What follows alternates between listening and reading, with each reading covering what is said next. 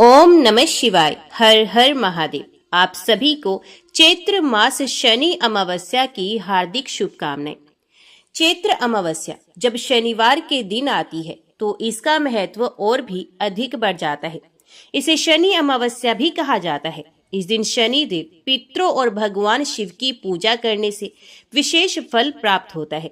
ये दिन पितृ दोष, शनि दोष और काल सर्प दोष को शांत करने के लिए उत्तम माना जाता है। ये दिन पूर्वजों की आत्मा की शांति के लिए बहुत महत्वपूर्ण है। इस दिन पिंडदान और तर्पण करने से पितृ दोष शांत होता है। जिन लोगों की कुंडली में शनि की साढ़े सती, ढैया या महादशा चल रही होती है, उनके लिए यह दिन अत्यंत शुभ होता है। शनिदेव की पूजा करने से कष्टों से मुक्ति मिलती है। इस दिन नागों की पूजा और शिवजी का रुद्र अभिषेक करने से काल सर्प दोष का प्रभाव कम होता है। इस दिन गंगा, यमुना या किसी भी पवित्र नदी में स्नान करने और दान करने से अक्षय पुण्य की प्राप्ति होती है। इस दिन हनुमान जी और शनिदेव की पूजा करने से जीवन में आ रही बाधाएं और कष्ट दूर हो जाती हैं। इस दिन गंगा जल से तर्पण करके पितरों को प्रसन्न करें। शनि मंदिर में जाकर तिल का तेल चढ़ाएं और शनि चालीसा का पाठ भी करें। हनुमान चालीसा का पाठ करें या फिर बजरंग बली को चोला चढ़ाएं। शिवलिंग पर जल, दूध, गंगा जल और बेल पत्र अर्पित आप कर सकते हैं। काले तिल, काले कपड़े, उड़द की दाल और सरसों का तेल आप इस दिन कर सकते हैं। पीपल के पेड़ के नीचे सरसों के तेल का दीपक जलाना चाहिए और 7 बार परिक्रमा करनी चाहिए। ऐसा करने से आप शनि दोष, पितृ दोष और काल सर्प दोष को शांत कर सकते हैं। तो आज की वीडियो में आप सुनने वाले हैं शनि चैत्र अमावस्या की पौराणिक कथा। कहा जाता है कि महाभारत में भीष्म ने युधिष्ठिर को इस दिन का महत्व समझाते हुए कहा था कि इस दिन पवित्र नदियों में स्नान करने वाला मनुष्य समृद्ध, स्वस्थ और सभी दुखों से मुक्त होगा। ऐसा भी माना जाता है कि स्नान करने से पितरों की आत्माओं को शांति मिलती है।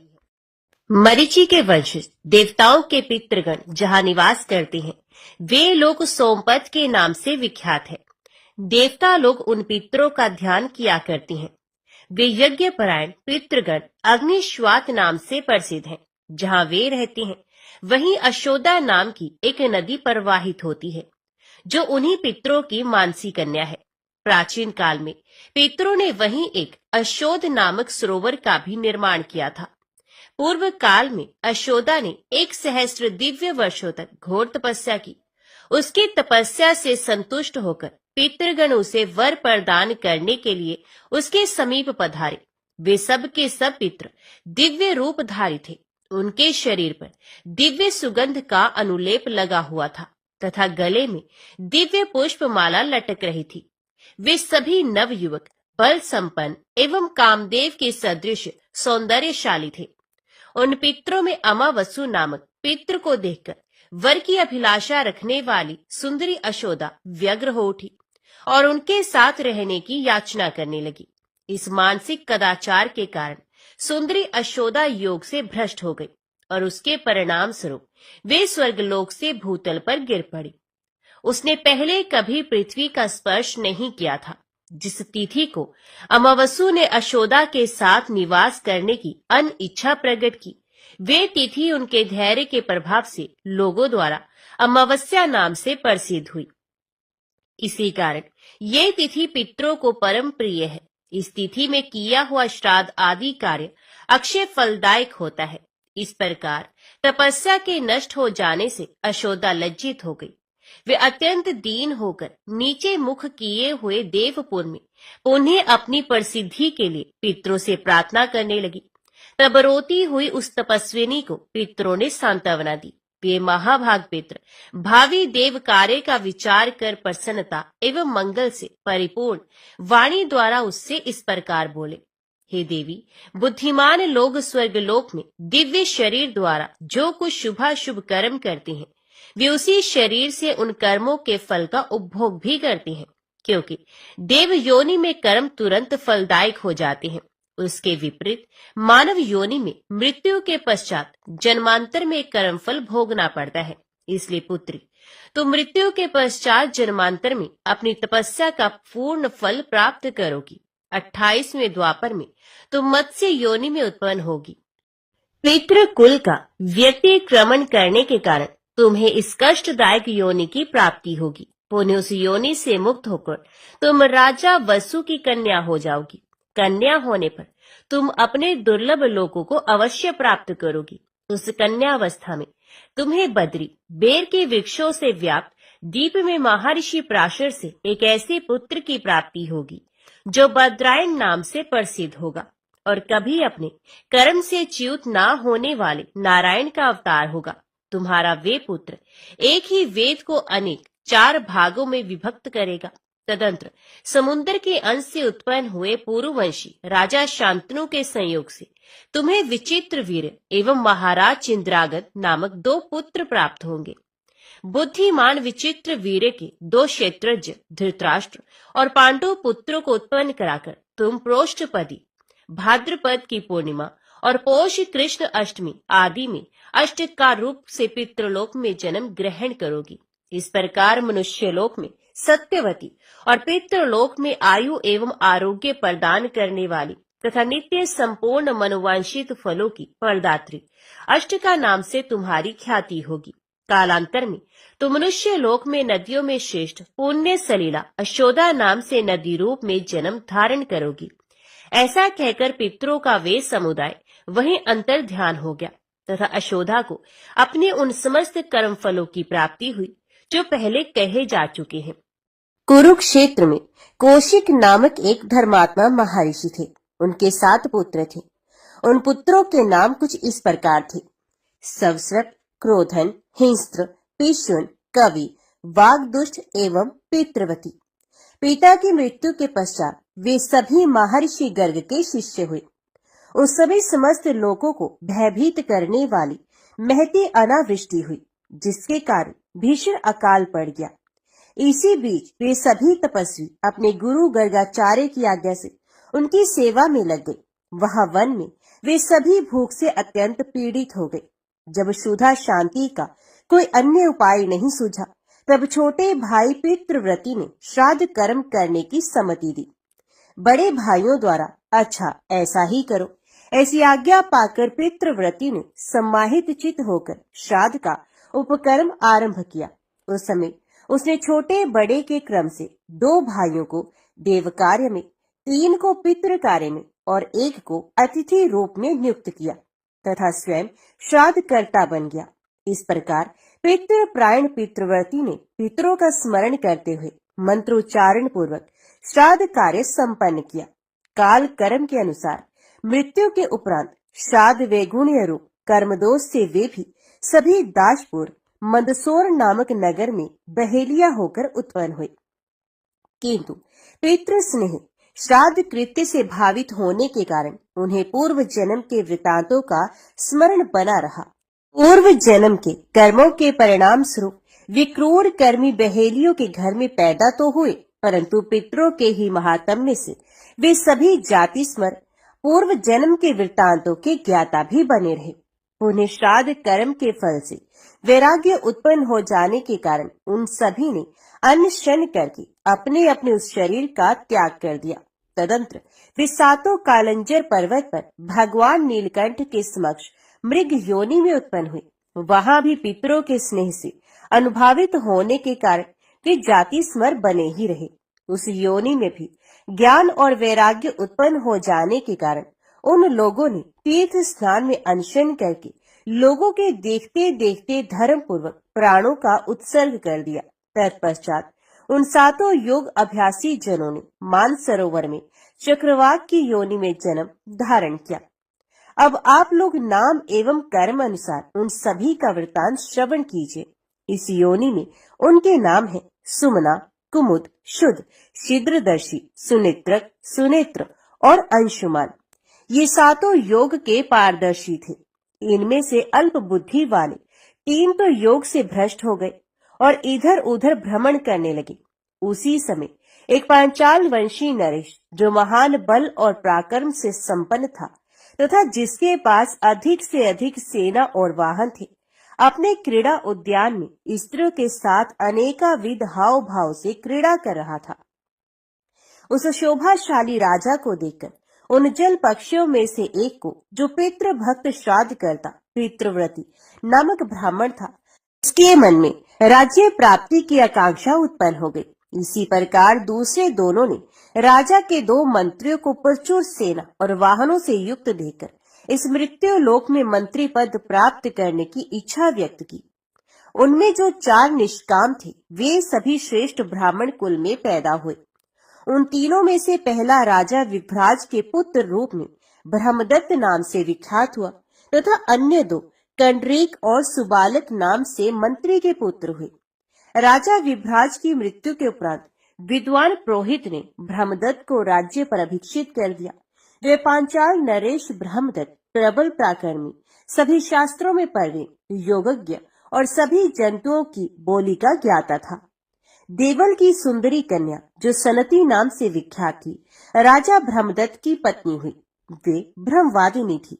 उस पत्नी के साथ रहकर राजकुमार ब्रह्मदत्त राज्य भार संभालने लगा। एक बार राजा ब्रह्मदत्त अपनी पत्नी सनती के साथ भ्रमण करने के लिए उद्यान में गया। वहां उसने काम कलह से व्याकुल एक कीट दंपत्ति चींटा चींटी को देखा।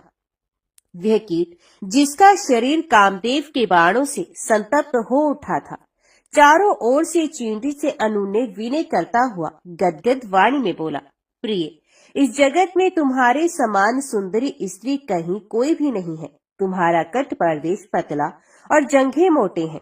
तुम स्तनों के भारी भार से विनम्र होकर चलने वाली, स्वर्ण के समान गौर वर्णा, सुंदर कमर वाली, मृदु भाषणी, मनोहर हास्य से युक्त, भली भांति लक्ष्य को भेदन करने वाले नेत्रों और जीभ से संवेद तथा गुड़ और शक्कर की प्रेमी हो। तुम मेरे भोजन कर लेने के पश्चात भोजन करती हो तथा मेरे स्नान कर लेने पर स्नान करती हो। इसी प्रकार मेरे परदेश चले जाने पर तुम दीन हो जाती हो और क्रुद्ध होने पर भयभीत हो उठती हो। कल्याणी, बताओ तो सही, तुम किस कारण क्रोध से मुंह फुलाए बैठी हो? तब क्रोध से भरी हुई चींटी उस कीट से बोली, शठ, तुम क्या मुझसे व्यर्थ बकवाद कर रहे हो? अरे धूर्त, अभी कल ही तुमने मेरा परित्याग करके लड्डू का चूर्ण ले जाकर दूसरी चींटी को नहीं दिया है।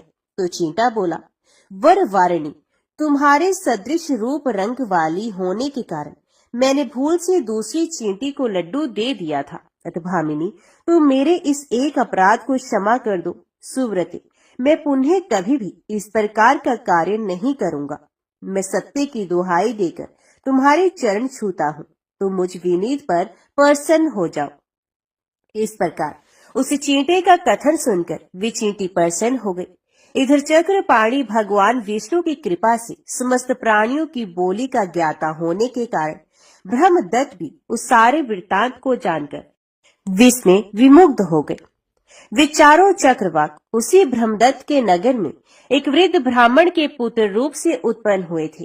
उस जन्म में भी वे ब्राह्मण पूर्वत जाति स्मर ही बने रहे।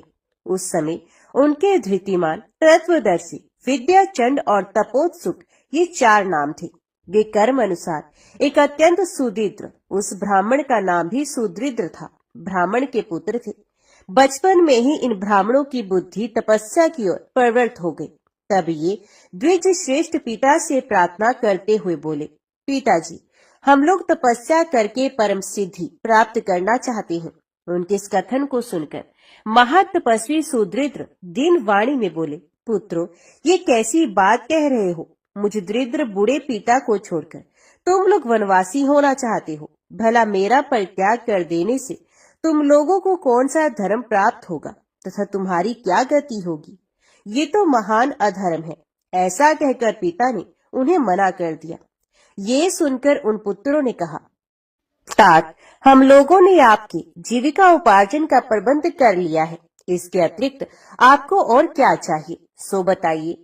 यदि आप प्रातः काल राजा ब्रह्मदत्त के समक्ष जाकर आगे बताए जाने वाले श्लोक का पाठ कीजिएगा तो वे आपको प्रचुर धन संपत्ति एवं सहस्रों ग्राम प्रदान करेंगे।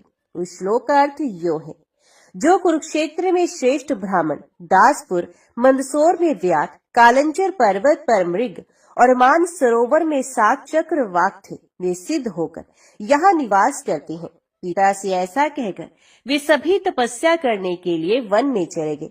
इधर वृद्ध सुदृढ़ भी अपनी स्वार्थ सिद्धि के लिए राजभवन की ओर चल पड़े। अब ब्रह्मदत्त की उत्पत्ति कथा बताते हैं। पूर्व काल में पांचाल देश के एक अणहु नामक नरेश हो गए हैं, जो विभ्राट के पुत्र थे।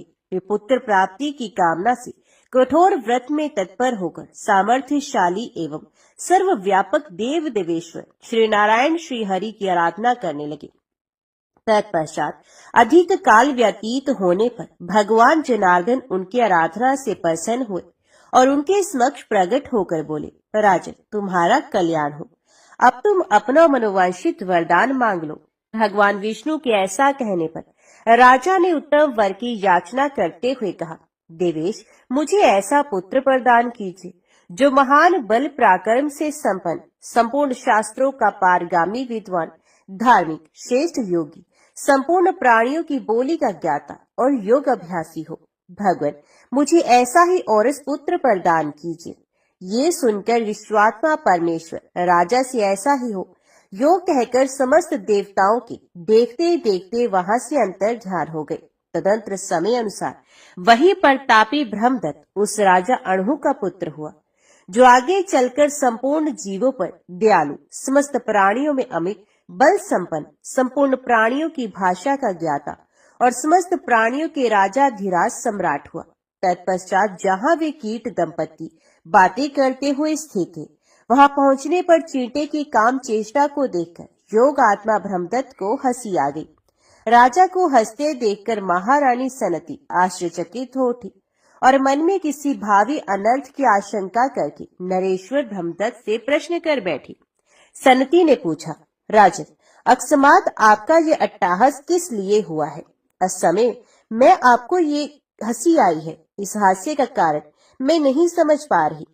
तब राजकुमार ब्रह्मदत्त ने महारानी सनती से चींटे चींटे के उस सारे वार्तालाप को सुनाते हुए कहा, वरानने, इनके प्रेमालाप पूर्ण वचनों को सुनने से मुझे ऐसी हंसी आ गई।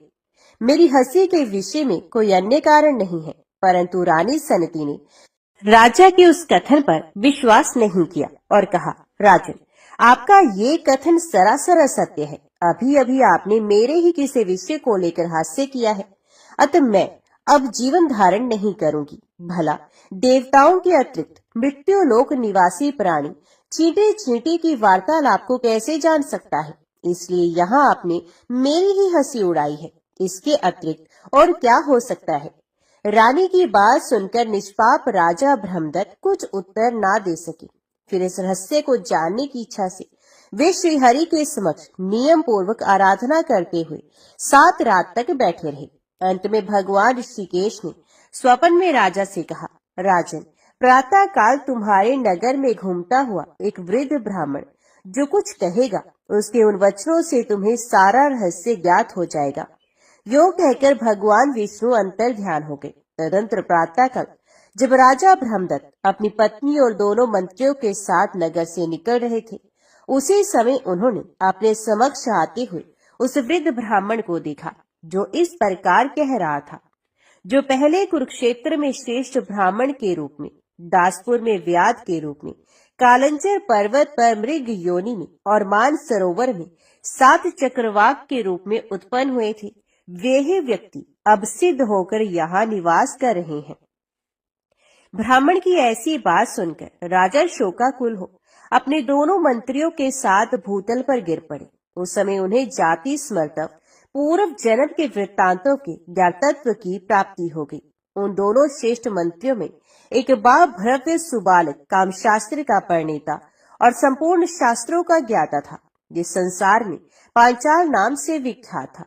दूसरा कंड्रीक भी धर्मात्मा और वेद शास्त्र का प्रवर्तक था। वे दोनों भी उस समय राजा के अग्रभाग में शोकाविष्ट हो धराशायी हो गए और उन्हें भी जाति स्मृतव की प्राप्ति हुई। उस समय वे विलाप करते हुए कहने लगे, हाय, हम लोग लोलुप हो कर्म बंधन में फंसकर योग से पूर्णतः भ्रष्ट हो गए। इस तरह अनेकाविध विलाप करके वे तीनों योग के पारदर्शी विद्वान विस्मयाविष्ट हो बारंबार श्राद्ध के महात्म्य का अभिनंदन करने लगे। तत्पश्चात राजा ने उस ब्राह्मण को अनेक गांवों सहित प्रचुर धन संपत्ति प्रदान की। इस प्रकार धन की प्राप्ति से हर्षित हुए उस वृद्ध ब्राह्मण को विदा कर राजा ब्रह्मदत्त ने राज लक्षणों से युक्त अपने विश्वक्सेन नामक और उस पुत्र को राज्य पर अभिषिक्त कर दिया और स्वयं जंगल की राह ली। तदंतर ब्रह्मदत्त आदि वे सभी श्रेष्ठ योगी मत्स्य रहित एवं पितृभक्त होकर उस मान सरोवर में परस्पर आ मिले। सनती का अमर्ष गल गया और वे राजा से कहने लगी, राजा, आप जो ये अभिलाषा कर रहे हैं वे सब राज्य त्याग का ही परिणाम है और निश्चय ही मेरे द्वारा घटित हुआ है। राजा ने तथेति ऐसा ही है कहकर उसकी बात को स्वीकार किया और पुनः उसका अभिनंदन करते हुए कहा, ये तुम्हारी ही कृपा है जो मुझे ये सारा फल प्राप्त हो रहा है। तदंतर वे सभी वनवासी योग का आश्रय लेकर अपने तपोबल के प्रभाव से ब्रह्मरंध्र द्वारा प्राण त्याग करके परम पद को प्राप्त हो गए। इस प्रकार प्रसन्न हुए पितामह पितृलोक मनुष्यों को आयु, धन, विद्या, स्वर्ग, मोक्ष, सुख, पुत्र और राज्य प्रदान करती हैं। जो मनुष्य ब्रह्मदत्त के इस पितृ महात्म्य को ब्राह्मणों को सुनाता है या स्वयं श्रवण करता है अथवा पढ़ता है, वह 100 करोड़ कल्पों तक ब्रह्मलोक में प्रशंसित होता है। एक समय महामुनि मार्कंडेय जी राजा रोहिताश के यहाँ पधारे और यथा योग्य सत्कार ग्रहण करने के बाद उन्हें कथा सुनाने लगी। कथा के अंत में राजा रोहिताश ने कहा, भगवान, मैं श्राद्ध कल्प का यथार्थ रूप से श्रवण करना चाहता हूँ। मार्कंडेय जी बोले, राजन, यही बात आनर्त नरेश ने भद्रयज्ञ से पूछी थी, वही प्रसंग सुनाता हूँ। आनर्त ने पूछा, ब्राह्मण, श्राद्ध के लिए कौन सा समय विहित है? श्राद्ध उपयोगी द्रव्य कौन से हैं? श्राद्ध के लिए कौन कौन सी वस्तुएं पवित्र मानी गई हैं? कैसे ब्राह्मण श्राद्ध कर्म में सम्मिलित करने योग्य हैं और कैसे ब्राह्मण त्याज्य माने गए हैं? भद्रयज्ञ ने कहा, राजन, विद्वान पुरुष को अमावस्या के दिन अवश्य श्राद्ध करना चाहिए। क्षुधा से शीर्ण हुए पितृ श्राद्ध अन्न की आशा से अमावस्या तिथि के आने की प्रतीक्षा करते रहते हैं। जो अमावस्या तिथि को जल या शाक से भी श्राद्ध करता है उसके पितृ तृप्त होते हैं और उसके समस्त पातकों का नाश हो जाता है। आनर्त ने पूछा, ब्राह्मण, विशेषत अमावस्या को श्राद्ध करने का विधान क्यों है? मरे हुए जीव तो अपने कर्म अनुसार शुभाशुभ गति को प्राप्त होते हैं, फिर श्राद्ध काल में वे अपने पुत्र के घर कैसे पहुंच पाते हैं? भद्रयज्ञ ने कहा, महाराज, जो लोग यहाँ मरते हैं उनमें से कितने ही इस लोक में जन्म ग्रहण करते हैं और कितने ही पुण्य आत्मा स्वर्गलोक में स्थित होते हैं और कितने ही पाप आत्मा जीव यमलोक के निवासी हो जाते हैं। कुछ जीव भोग अनुकूल शरीर धारण करके अपने किए हुए शुभ या अशुभ कर्म का उपभोग करती हैं। राजन, यमलोक या स्वर्गलोक में रहने वाले पितरों को भी तब तक भूख प्यास अधिक होती है जब तक कि वे माता या पिता से 3 पीढ़ी के अंतर्गत रहते हैं। जब तक वे श्राद्ध कर्ता पुरुष के मातामह, परमातामह या वृद्ध परमातामह एवं पिता, पितामह या परपितामह पद पर रहते हैं, तब तक श्राद्ध भाग ग्रहण करने के लिए उनमें भूख प्यास की अधिकता होती है। पितृलोक या देवलोक के पितृ तो श्राद्ध काल में सूक्ष्म शरीर से आकर श्राद्धीय ब्राह्मणों के शरीर में स्थित होकर श्राद्ध भाग ग्रहण करते हैं, परंतु जो पितृ कहीं शुभाशुभ भोग में स्थित हैं या जन्म ले चुके हैं, उनका भाग दिव्य पितृ आकर ग्रहण करते हैं और जीव जहाँ जिस शरीर में होता है वहाँ तद अनुकूल भोग की प्राप्ति कराकर उसे तृप्ति पहुँचाते हैं। ये दिव्य पितृ नित्य एवं सर्वज्ञ होती हैं।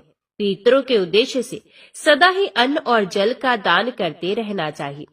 जो नीच मानव पितरों के लिए अन्न और जल ना देकर आप ही भोजन करता या जल पीता है, वे पितरों का द्रोही है। उसके पितृ स्वर्ग में अन्न और जल नहीं पाते हैं, इसलिए शक्ति के अनुसार अन्न और जल उनके लिए अवश्य देने चाहिए। श्राद्ध द्वारा तृप्त किए हुए पितृ मनुष्य को मनोवांछित भोग प्रदान करते हैं।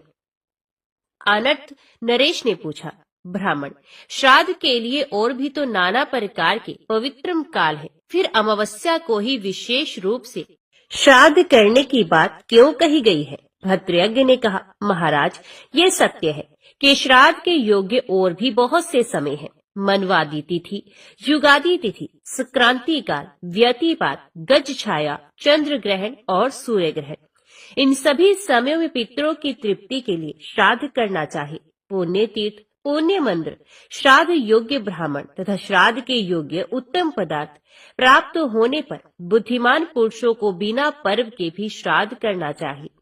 अमावस्या को जो विशेष रूप से श्राद्ध करने का आदेश दिया गया है, इसका कारण बताता हूँ। एकाग्रचित होकर सुनो। सूर्य की सहस्रों किरणों में जो सबसे प्रमुख है, उसी का नाम अमा है। उस अमा नामक प्रधान किरण के ही तेज से सूर्य देव तीनों लोकों को प्रकाशित करते हैं। उसी अमा में तिथि विशेष को चंद्रदेव निवास करते हैं, इसलिए उसका नाम अमावस्या है। यही कारण है कि अमावस्या प्रत्येक धर्म कार्य के लिए अक्षय फल देने वाली बताई गई है। श्राद्ध कर्म में तो इसका विशेष महत्व है ही। अग्निश्वात, बहिष्वित, आजप्य, सोमप, रश्मिप, उपहोत, अयुंतुक, श्राद्धभुक तथा अन्नादिमुख, ये 9 दिव्य पितृ बताए गए हैं। आदित्य, वसु, रुद्र तथा दोनों अश्विनी कुमार भी केवल नांदीमुख पितरों को छोड़कर शेष सभी को तृप्त करते हैं। ये पितृगण ब्रह्मा जी के समान बताए गए हैं। अथ पद्म योनि ब्रह्मा जी उन्हें तृप्त करने के पश्चात सृष्टि कार्य आरंभ करते हैं। इनके सिवा दूसरे भी ऐसे मृत्यु पितृ होते हैं जो स्वर्गलोक में निवास करते हैं। वे 2 प्रकार के देखे जाते हैं, एक तो सुखी और दूसरे दुखी। मृत्युलोक में रहने वाले वंशज जिनके लिए श्राद्ध करते और दान देते हैं, वे सभी वहां हर्ष में भरकर देवताओं के समान प्रसन्न होते हैं। जिनके लिए उनके वंशज कुछ भी दान नहीं करते, वे भूख प्यास से व्याकुल और दुखी देखे जाते हैं। एक समय की बात है, अग्निश्वात आदि सभी पितृ देवराज इंद्र के पास गए। महाराज, इंद्र ने उन्हें आया देख संपूर्ण देवताओं के साथ भक्ति पूर्वक उनका पूजन किया। इसके बाद जब वे देव दुर्लभ पितृलोक को जाने लगे, तब क्षुधा पिपासा से पीड़ित रहने वाले मृत्यु पितरों ने दिव्य स्त्रोत्रों से, पितृ सूक्त के मंत्रों से तथा पितरों को संतुष्ट करने वाले अन्यान्य वैदिक स्त्रोत्रों से उन सबकी स्तुति करके दीनतापूर्ण वचनों द्वारा उन्हें प्रसन्न किया। तब वे दिव्य पितर प्रसन्न होकर उनसे बोले, सुव्रतो, हम सब तुम लोगों पर प्रसन्न हैं, बोलो तुम क्या चाहते हो। मृत्यु पितृ बोले, दिव्य पितृगण, हम मनुष्यों के पितर हैं। अपने कर्मों द्वारा मृत्युलोक से स्वर्गलोक में आकर देवताओं के साथ निवास करते हैं, परंतु यहाँ हमें अत्यंत भयंकर भूख और प्यास का कष्ट होता है। जान पड़ता है हम आग में जल रहे हैं। यहाँ के नंदन आदि वनों में बड़े सुंदर सुंदर वृक्ष हैं, सब में फल लगे हैं, परंतु उन फलों को जब हम हाथ में लेते हैं और यत्न पूर्वक जोर जोर से खींचते हैं, तो भी वे डाली से टूटकर अलग नहीं होते। प्यास से पीड़ित होकर यदि हम देव नदी गंगा का जल हाथ में उठाते हैं और पीते हैं, तब हमारे हाथ में उस जल का स्पर्श ही नहीं होता। इस स्वर्गलोक में कोई खाता पीता नहीं दिखाई देता, अतः यहाँ का निवास हमारे लिए अत्यंत भयंकर हो गया है। यहाँ जो देवता और ग्रह आदि हैं, ये सब विमान में बैठे हुए पर संचित दिखाई देते हैं। इन्हें भूख प्यास का कष्ट नहीं है। ये अनेक प्रकार के भोगों से संपन्न है। क्या हम सब लोग भी कभी ऐसे हो सकेंगे? भूख प्यास के कष्ट से रहित हो परम संतोष पा सकेंगे? दिव्य पितरों ने कहा, इंद्र आदि केवल दूसरे दूसरे कार्य में व्यग्र होकर जब हमारे लिए श्राद्ध नहीं करते, दान नहीं देते, तब हम लोगों की भी ऐसी ही कष्टपूर्ण दशा हो जाती है। उस समय हम वहां से आकर देवताओं से कहते हैं, प्रार्थना करते हैं। उसके बाद जब वे लोग श्राद्ध तर्पण द्वारा हमें तृप्त करते हैं, तब हमें तृप्ति प्राप्त होती है। इसी प्रकार तुम लोगों के जो वंशज एकाग्रचित हो तुम्हारे लिए श्राद्ध का दान देते हैं, उससे तुम लोग भी क्यों नहीं तृप्त होगे? अब परमादि वंशज पितरों का तर्पण नहीं करते, तब उनके पितृ स्वर्ग में रहने पर भी भूख प्यास से व्याकुल हो जाते हैं। फिर जो यमलोक में पड़े हुए हैं, उनके कष्ट का तो कहना ही क्या। इतना कहकर दिव्य पितरों ने मृत्यु पितरों को साथ ले ब्रह्मा जी के समीप गमन किया और उनकी तथा अपनी शाश्वत तृप्ति के लिए उपाय पूछा। तब ब्रह्मा जी ने कहा, पितरों, यदि मनुष्य पिता, पितामह और परपितामह के उद्देश्य से तथा मातामह, परमातामह और वृद्ध परमातामह के उद्देश्य से श्राद्ध तर्पण करेंगे, तो उतने से ही उनके पिता और मातामह से लेकर मुझ तक सभी पितृ तृप्त हो जाएंगे। जिस अन्न से मनुष्य अपने पितरों की तुष्टि के लिए श्रेष्ठ ब्राह्मणों को तृप्त करेगा और उसी से भक्ति पूर्वक पितरों के निमित्त पिंडदान भी देगा, उससे तुम्हें सनातन तृप्ति प्राप्त होगी।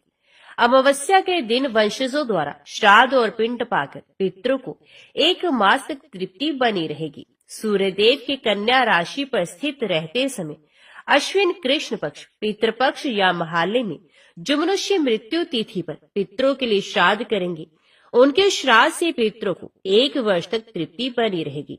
उस समय शाक के द्वारा भी जो तुम्हारा श्राद्ध नहीं करेगा वे धनहीन चांडाल होगा। जो मनुष्य उसके साथ बैठना, सोना, खाना, पीना, छूना, छुलाना अथवा वार्तालाप आदि व्यवहार करेंगे, वे भी महापापी माने जाएंगे। उनके संतान की वृद्धि नहीं होगी, किसी प्रकार भी उन्हें सुख और धन धान्य की प्राप्ति नहीं होगी। यदि मनुष्य गया शीर्ष में जाकर 1 बार भी श्राद्ध कर देंगे, तो उसके प्रभाव से तुम सभी पितृ सदा के लिए तृप्त हो जाओगे। भद्रयज्ञ कहते हैं, राजन, ऐसा जानकर विज्ञ पुरुष को चाहिए कि पितरों को तृप्त करने की इच्छा रखकर वे उक्त समयों में श्राद्ध अवश्य करे।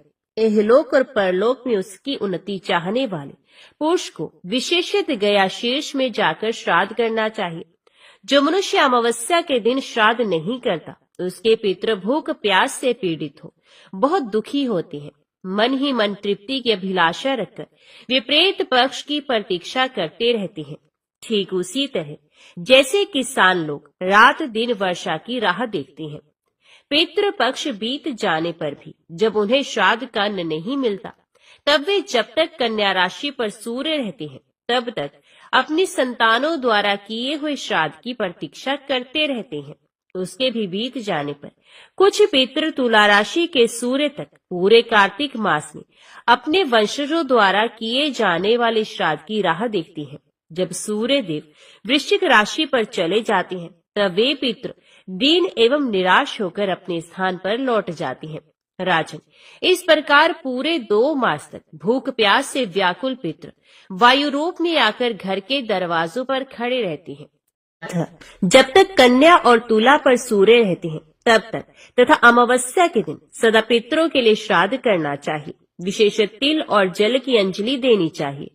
कन्या और तुला में श्राद्ध ना हो तो अमावस्या को अवश्य करें। वे भी ना हो तो 1 बार गया जी में आकर श्राद्ध कर दें, जिससे नित्य श्राद्ध का फल प्राप्त होता है। श्री पार्वती जी ने भगवान महादेव से कहा, भगवान, आप सत तत्वों के ज्ञाता हैं।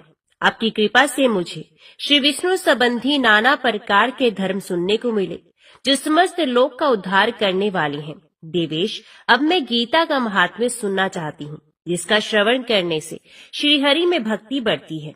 श्री महादेव जी बोले, जिनका श्री विग्रह अलसी के फूल की भांति श्याम वर्ण का है, पक्षी राज गरुड़ ही जिनके वाहन है, जो अपनी महिमा से कभी च्युत नहीं होते तथा शेष नाग की शैया पर शयन करते हैं, उन भगवान महाविष्णु की हम उपासना करते हैं। एक समय की बात है, मुर्दैत्य के नाशक भगवान विष्णु शेषनाग के रमणीय आसन पर सुखपूर्वक विराजमान थे। उस समय समस्त लोगों को आनंद देने वाली भगवती लक्ष्मी ने आदर पूर्वक प्रश्न किया, भगवान, आप संपूर्ण जगत का पालन करते हुए भी अपने ऐश्वर्य के प्रति उदासीन से होकर जिस क्षीर सागर में नींद ले रहे हैं, इसका क्या कारण है? श्री भगवान बोले, सुमुखी, मैं नींद नहीं लेता हूँ, अपितु तत्व का अनुसरण करने वाली अंतर्दृष्टि के द्वारा अपने ही माहेश्वर तेज का साक्षात्कार कर रहा हूँ। देवी, ये वही तेज है जिसका योगी पुरुष कुशाग्र बुद्धि के द्वारा अपने अंतकरण में दर्शन करते हैं तथा जिसे मीमांसक विद्वान वेदों का सार तत्व निश्चित करते हैं। वे माहेश्वर तेज एक अजर प्रकाश स्वरूप आत्म रूप रोग शोक से रहित अखंड आनंद का पुंज निर्ही तथा द्वैत रहित है। इस जगत का जीवन उसी के अधीन है, मैं उसी का अनुभव करता हूँ। देवी, यही कारण है कि मैं तुम्हें नींद लेता हुआ सा प्रतीत हो रहा हूँ। माता लक्ष्मी ने कहा, ऋषिकेश, आप ही योगी पुरुषों के ध्येय हैं। आपके अतिरिक्त भी कोई ध्यान करने योग्य तत्व है, ये जानकर मुझे बड़ा कौतूहल हो रहा है। इस चराचर जगत की सृष्टि और संहार करने वाले स्वयं आप ही हैं। आप सर्व समर्थ हैं। इस प्रकार की स्थिति में होकर भी यदि आप उस परम तत्व से भिन्न हैं, तो मुझे उसका बोध कराइए। श्री भगवान बोले, प्रिय, आत्मा का स्वरूप द्वैत और अद्वैत से पृथक, भाव और अभाव से मुक्त तथा आदि और अंत से रहित है। शुद्ध ज्ञान के प्रकार से उपलब्ध होने वाला तथा परम आनंद स्वरूप होने के कारण एकमात्र सुंदर है। यही मेरा ईश्वरीय रूप है। आत्मा का एकता भी सबके द्वारा जानने योग्य है। गीता शास्त्र में इसी का प्रतिपादन हुआ है। अमित तेजस्वी भगवान श्री विष्णु के ये वचन सुनकर देवी लक्ष्मी ने शंका उपस्थित करते हुए कहा, भगवान, यदि आपका स्वरूप स्वयं परम आनंद में और मन वाणी की पहुंच के बाहर है, तो गीता कैसे उसका बोध कराती है? मेरे इस संदेह का आप निवारण कीजिए। श्री भगवान बोले, सुंदरी सुनो, मैं गीता में अपनी स्थिति का वर्णन करता हूँ। कर्मश 5 अध्यायों को तुम 5 मुख जानो, 10 अध्यायों को 10 भुजाएं समझो तथा 1 अध्याय को उदर और 2 अध्यायों को दोनों चरण कमल जानो। इस प्रकार ये 18 अध्यायों की वारंगमय ईश्वरीय मूर्ति समझनी चाहिए। ये ज्ञान मात्र से ही महान पातकों का नाश करने वाली है। जो उत्तम बुद्धि वाला पुरुष गीता के 1 या आधे अध्याय का अथवा 1 या आधे या चौथाई श्लोक का भी प्रतिदिन अभ्यास करता है, वे सुशर्मा के समान मुक्त हो जाता है। श्री लक्ष्मी जी ने पूछा, देव, ये सुशर्मा कौन था? किस जाति का था और किस कारण से उसकी मुक्ति हुई? श्री भगवान बोले, प्रिय, सुशर्मा बड़ी खोटी बुद्धि का मनुष्य था, पापियों का तो वे शिरोमणि ही था। उसका जन्म वैदिक ज्ञान से शून्य एवं क्रूरतापूर्ण कर्म करने वाले ब्राह्मणों के कुल में हुआ था। वे ना ध्यान करता था, न ही जप, न होम करता, न अतिथियों का सत्कार। वे लंपट होने के कारण सदा विषयों के सेवन में ही आसक्त रहता था। हल जोतता और पत्ते बेचकर जीविका चलाता था। उसे मदिरा पीने का व्यसन था तथा वे मांस भी खाता था। इस प्रकार उसने अपने जीवन का दीर्घ काल व्यतीत कर दिया। एक दिन मूढ़ बुद्धि सुशर्मा पत्ते लाने के लिए किसी ऋषि की वाटिका में घूम रहा था।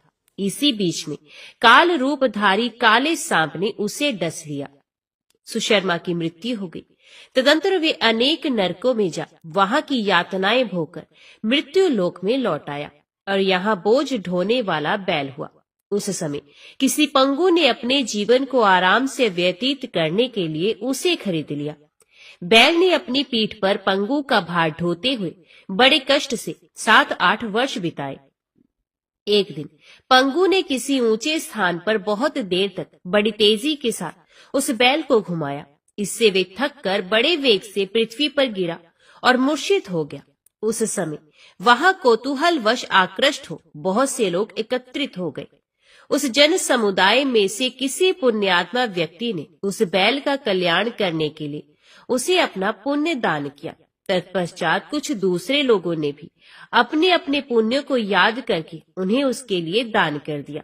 उस भीड़ में एक वैश्या भी खड़ी थी। उसे अपने पुण्य का पता नहीं था, तो भी उसने लोगों की देखा देखी उस बैल के लिए कुछ त्याग कर दिया। तदंतर यमराज के दूत उस मरे हुए प्राणी को पहले यमपुरी में ले गए। वहां ये विचार कर कि ये वैश्या के दिए हुए पुण्य से पुण्यवान हो गया है, उसे छोड़ दिया गया। फिर वे भूलोक में आकर उत्तम कुल और शील वाले ब्राह्मणों के घर में उत्पन्न हुआ। उस समय भी उसे अपने पूर्व जन्म की बातों का स्मरण बना रहा। बहुत दिनों के बाद अपने अज्ञान को दूर करने वाले कल्याण तत्व का जिज्ञासु होकर वे उस वैश्य के पास गया और उसके दान की बात बताते हुए उसने पूछा, तुमने कौन सा पुण्य दान किया था? वैश्य ने उत्तर दिया, वे पिंजरे में बैठा हुआ तोता प्रतिदिन कुछ पढ़ता रहता है, उससे मेरा अंतकरण पवित्र हो गया। उसी का पुण्य मैंने तुम्हारे लिए दान किया था। इसके बाद उन दोनों ने तोते से पूछा। तब उस तोते ने अपने पूर्व जन्म का स्मरण करके प्राचीन इतिहास कहना आरंभ किया।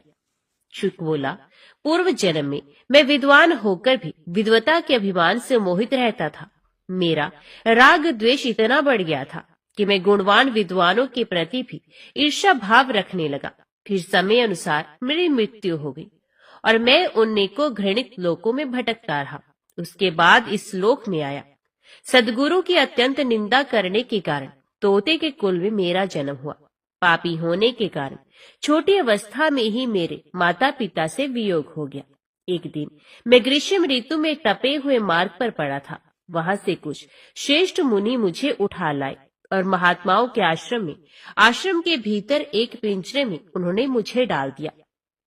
वहीं मुझे पढ़ाया गया। ऋषियों के बालक बड़े आदर के साथ गीता के प्रथम अध्याय की आवृत्ति करते थे। उन्हीं से सुनकर मैं भी बारंबार पाठ करने लगा। इसी बीच में एक चोरी करने वाले बहेलिये ने मुझे वहां से चुरा लिया। तत्पश्चात इस देवी ने मुझे खरीद लिया। यही मेरा वृत्तांत है, जिसे मैंने आप लोगों से बता दिया। पूर्व काल में मैंने इस प्रथम अध्याय का अभ्यास किया था, जिससे मैंने अपने पाप को दूर किया है। फिर उसी से इस वैश्य का भी अंतकरण शुद्ध हुआ है और उसी के पुण्य से ये द्विजश्रेष्ठ सुशर्मा भी पाप मुक्त हुए हैं।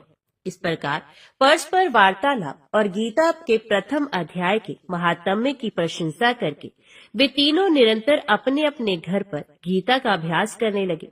फिर ज्ञान प्राप्त करके वे मुक्त हो गए। इसलिए जो गीता के प्रथम अध्याय को पढ़ता, सुनता तथा अभ्यास करता है, उसे इस भवसागर को पार करने में कोई कठिनाई नहीं होती।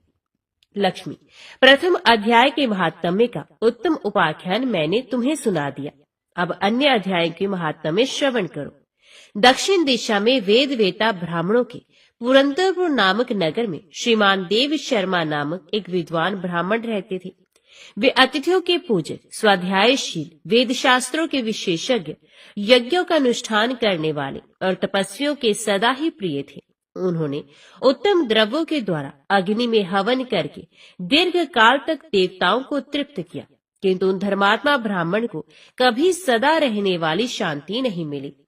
वे परम कल्याण में तत्व का ज्ञान प्राप्त करने की इच्छा से प्रतिदिन प्रचुर सामग्रियों के द्वारा सत्य संकल्प वाले तपस्वियों की सेवा करने लगे। इस प्रकार शुभ आचरण करते हुए उन्हें बहुत समय बीत गया।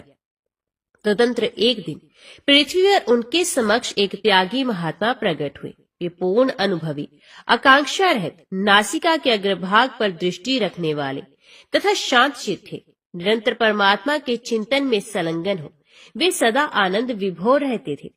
देव शर्मा ने उन नित्य संतुष्ट तपस्वी को शुद्ध भाव से प्रणाम किया और पूछा, महात्मन, मुझे शांतिमय स्थिति कैसे प्राप्त होगी? तब उन आत्मज्ञानी संत ने देव शर्मा को सोपुर ग्राम के निवासी मित्रवान का, जो बकरियों का चरवाहा था, परिचय दिया और कहा, वही तुम्हें उपदेश देगा। ये सुनकर देव शर्मा ने महात्मा के चरणों की वंदना की और समृद्धिशाली सोपुर ग्राम में पहुंचकर उसके उत्तर भाग में एक विशाल वन देखा। उसी वन में नदी के किनारे एक शिला पर मित्रवान बैठा था। उसके नेत्र आनंद तिरेक से निश्चल हो रहे थे। वे अपलक दृष्टि से देख रहा था। वे स्थान आपस का स्वाभाविक वैर छोड़कर एकत्रित हुए परस्पर विरोधी जंतुओं से घिरा था। वहां उद्यान में मंद मंद वायु चल रही थी। मृगों के झुंड शांत भाव से बैठे थे और मित्रवान दया से भरी हुई आनंदमयी मनोहारिणी दृष्टि से पृथ्वी पर मानो अमृत छिड़क रहा था। इस रूप में उसे देखकर देव शर्मा का मन प्रसन्न हो गया। वे उत्सुक होकर बड़ी विनय के साथ मित्रवान के पास गए।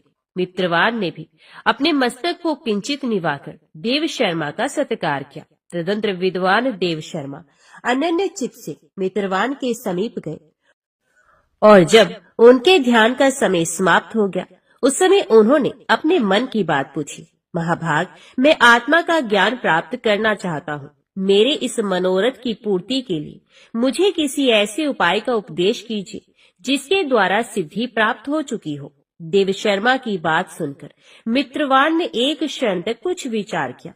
उसके बाद इस प्रकार कहा, विद्वान, एक समय की बात है, मैं वन के भीतर बकरियों की रक्षा कर रहा था।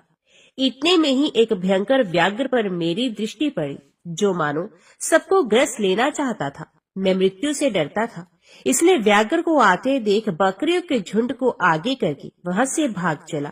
किंतु एक बकरी तुरंत ही सारा भय छोड़कर नदी के किनारे उस व्याघ्र के पास बेरोक टोक चली गई।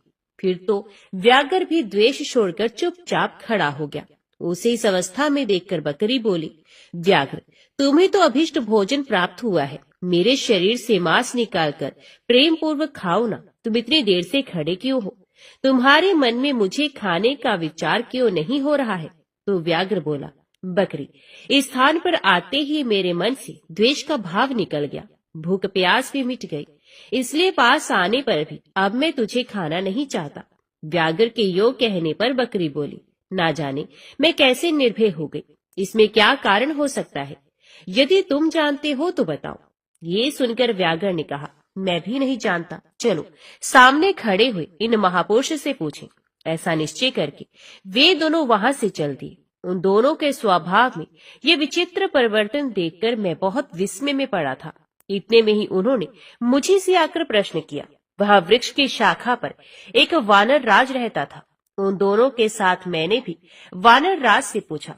विप्रवर, मेरे पूछने पर वानर राज ने आदरपूर्वक कहा, अजापाल सुनो, इस विषय में मैं तुम्हें प्राचीन वृत्तांत सुनाता हूँ।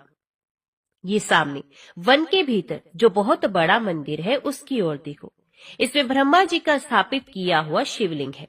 पूर्व काल में यहाँ सुकर्मा नामक एक बुद्धिमान महात्मा रहते थे, जो तपस्या में संलग्न होकर इस मंदिर में उपासना करते थे। वे वन में से फूलों का संग्रह करके लाते और नदी के जल से पूजनीय भगवान शंकर को स्नान कराकर उन्हीं से उनकी पूजा किया करते थे। इस प्रकार आराधना का कार्य करते हुए सुकर्मा यहाँ निवास करते थे। बहुत समय के बाद उनके समीप किसी अतिथि का आगमन हुआ। सुकर्मा ने भोजन के लिए फल लाकर अतिथि को अर्पण किया और कहा, विद्वन, मैं केवल तत्वज्ञान की इच्छा से भगवान शंकर की आराधना करता हूँ। आज इस आराधना का फल परिपक्व होकर मुझे मिल गया, क्योंकि इस समय आप जैसे महापुरुष ने मुझ पर अनुग्रह किया है। सुकर्मा के ये मधुर वचन सुनकर तपस्या के धनी महात्मा अतिथि को बड़ी प्रसन्नता हुई। उन्होंने एक शिलाखंड पर गीता का दूसरा अध्याय लिख दिया और ब्राह्मण को उसके पाठ एवं अभ्यास के लिए आज्ञा देते हुए कहा, ब्राह्मण, इससे तुम्हारा आत्मज्ञान संबंधी मनोरथ अपने आप सफल हो जाएगा। यो कहकर वे बुद्धिमान तपस्वी सुकर्मा के सामने ही उनके देखते देखते अंतर ध्यान हो गए। सुकर्मा विस्मित होकर उनके आदेश के अनुसार निरंतर गीता के द्वितीय अध्याय का अभ्यास करने लगे। तदंतर दीर्घकाल के पश्चात अंतकरण शुद्ध होकर उन्हें आत्मज्ञान की प्राप्ति हुई। फिर वे जहाँ जहाँ भी गए वहाँ वहाँ का तपोवन शांत हो गया। उनमें शीत उष्ण और राग द्वेष आदि की बाधाएं दूर हो गई। इतना ही नहीं, उन स्थानों में भूख प्यास का कष्ट भी जाता रहा तथा भय का सर्वथा अभाव हो गया। ये सब द्वितीय अध्याय का जप करने वाले सुकर्मा ब्राह्मण की तपस्या का ही प्रभाव समझो। मित्रवान कहता है, वानर राज के यो कहने पर मैं प्रसन्नता पूर्वक बकरी और व्याघ्र के साथ उस मंदिर की ओर गया, जहाँ जाकर शिलाखंड पर लिखे हुए गीता के द्वितीय अध्याय को मैंने देखा और पढ़ा। उसी की आवृत्ति करने से मैंने तपस्या का पार पा लिया है। अथ भद्रपुरुष, तुम भी सदा द्वितीय अध्याय की ही आवृत्ति किया करो। ऐसा करने पर मुक्ति तुमसे दूर नहीं रहेगी। श्री भगवान कहते हैं, प्रिय मित्रवान के इस प्रकार आदेश देने पर देव शर्मा ने उसका पूजन किया और उसे प्रणाम करके पुरंदरपुर की राह ली। वहाँ किसी देवालय में पूर्वोक्त आत्मज्ञानी महात्मा को पाकर उन्होंने ये सारा वृतांत निवेदन किया और सबसे पहले उन्हीं से द्वितीय अध्याय को पढ़ा। उनसे उपदेश पाकर शुद्ध अंतकरण वाले देव शर्मा प्रतिदिन बड़ी श्रद्धा के साथ द्वितीय अध्याय का पाठ करने लगे। तब से उन्होंने प्रशंसा के योग्य परम पद को प्राप्त कर लिया। ओम नमो भगवते वासुदेवाय नमः।